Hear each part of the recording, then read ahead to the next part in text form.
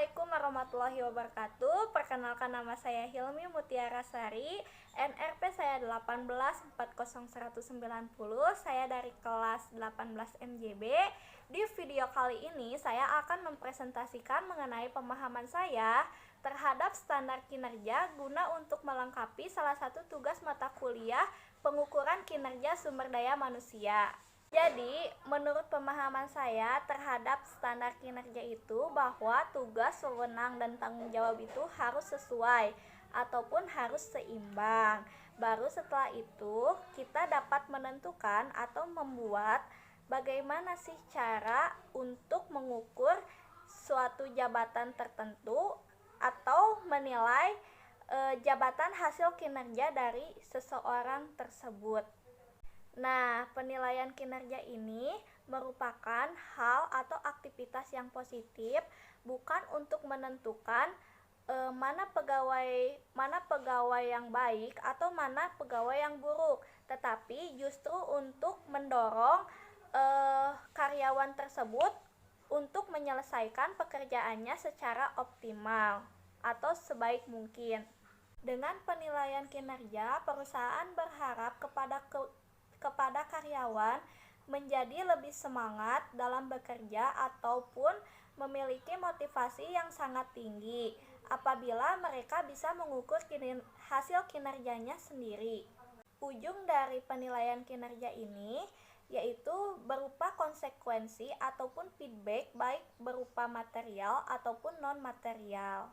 Nah, selanjutnya kita tidak bisa mengukur hasil kinerja apabila tidak ada standar kinerja.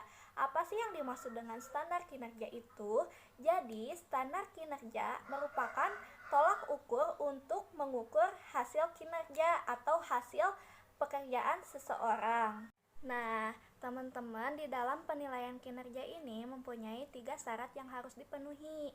Yang pertama ada job related, yaitu mengevaluasi berbagai perilaku kritikal yang menghasilkan kinerja yang sukses. Yang kedua ada praktis, yaitu dapat dengan mudah dipahami oleh evaluator ataupun karyawan. Dan yang ketiga ada terstandarisasi, yaitu memungkinkan terwujudnya praktek penilaian kinerja yang seragam. Selanjutnya, di dalam standar kinerja ini mempunyai prinsip SMART dalam penetapan standar kinerja.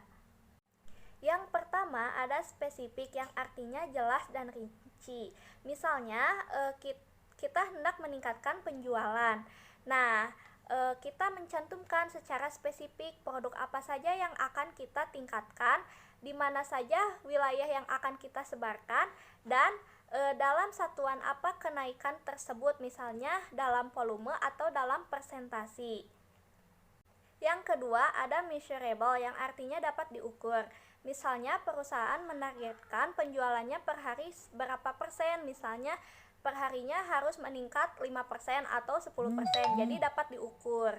Yang ketiga ada achievable, yaitu dapat dicapai.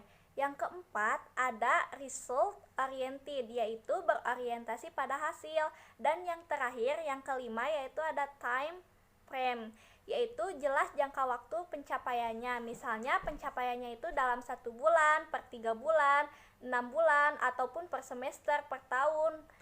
Jadi jelas gitu jangka waktunya. Nah, selanjutnya itu ada KPI, yaitu bersifat standar kinerja tim ataupun per individu. KPI ini memudahkan tim atau individu untuk mengukur sejauh mana tim atau individu tersebut sudah menghasilkan pencapaian kinerja yang diharapkan. Di dalam menentukan standar kinerja, salah satu ukurannya adalah bisa diukur. Nah, yang bisa diukur ini ada 2 aspek yang perlu diperhatikan agar ukuran tersebut menjadi efektif. Yang pertama ada ukuran kinerja sebaiknya menggunakan atau bersifat peringkat. Misalnya yaitu seorang salesman atau SPG diberi target penjualannya pencapaiannya 50 juta per bulan. Berarti itulah yang dinamakan standar kinerja yang paling tinggi. Kita memberi peluang kepada pegawai misalnya satu dengan lain hal, misalnya tidak tercapai, tersebut. Misalnya kita beri ukuran 50 per juta itu yaitu excellent, 40 sampai 49 itu merupakan kinerja yang dapat diterima, dan sedangkan 30 sampai 39 itu ditolak ataupun kurang.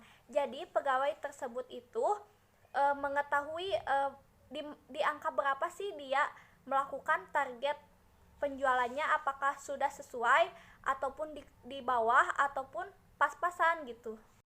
Dan yang kedua ini ada mudah digunakan, yaitu mudah diandalkan atau reliable dan mampu melaporkan perilaku kritikal yang menentukan kinerja. Misalnya, apabila seorang salesman atau SPG sebuah produk diukur kinerjanya berdasarkan pencapaian jumlah produk atau terjual ataupun keuntungan yang dapat dicapai. Sekian presentasi dari saya, mohon maaf bila ada salah-salah kata. Wabillahi taufiq wal hidayah. Wassalamualaikum warahmatullahi wabarakatuh.